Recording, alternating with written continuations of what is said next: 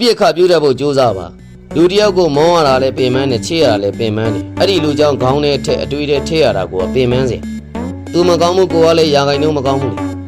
ကိုကြောင့်သူထိခိုက်သွားတာရှိနေတယ်လို့သူ့ကြောင့်လည်းကိုထိခိုက်တာတွေလည်းရှိနေစကားတွေကသိက္ခာတွေကထိခိုက်နေတယ်ဆိုတော့ကမြင်တော့ဒေါသထွက်ရမယ်လူဆိုရင်မမြင်တယ်လို့နေ